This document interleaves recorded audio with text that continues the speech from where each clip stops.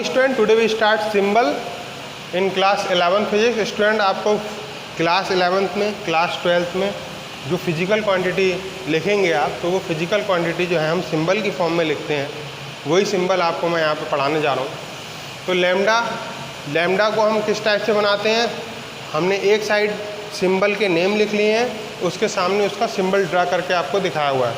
तो यहाँ पे हम लैम्डा को हम बोलते हैं उल्टा वाई, हमने लिख लिया।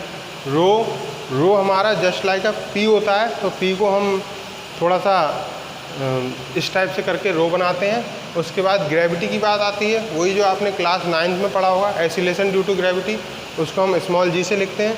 उसके बाद सिग्मा की बात आती है, सिग्मा को इस टाइप से लिखते हैं, जस्ट लाइक अ हाफ ना ऑफ हिंदी।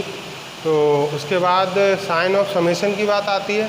समेशन का मतलब सारी चीज़ों को जब ऐड करना हो हमें, तो समेशन यानी ऐड करने के लिए हम ये वाले साइन का यूज़ करते हैं।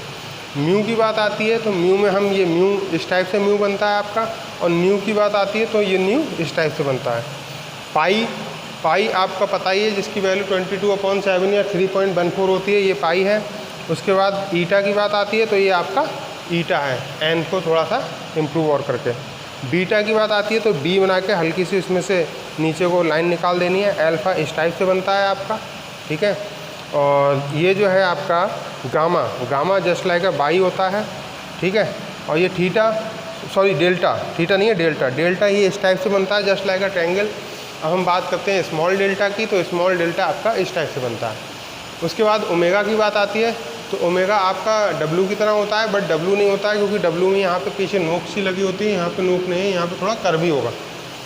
साइन ऑफ इंटीग्रेशन में आपको ये इंटीग्रेशन का साइन है।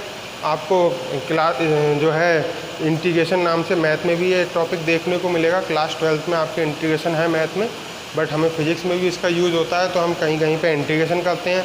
इसके कुछ फॉर्मूलेस वगैरह होते हैं, इंटीग्रेशन और डिफरेंशिएशन, उनका फिजिक्स में बहुत ज़्यादा यूज़ भी है।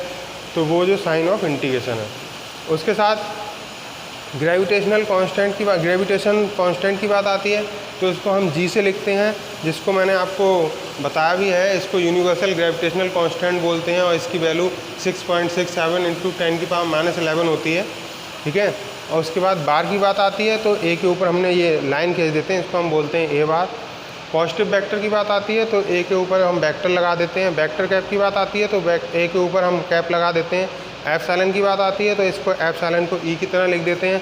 एप्सिलॉन नॉट की बात आती है, तो इस ई में 0 लगा देते हैं। म्यू नॉट की बात आती है, तो इस म्यू में 0 लगा देते हैं। और थीटा की बात आती है, तो थीटा इस टाइप से लिखा जाता है। तो थैंक यू स्टूडेंट्स।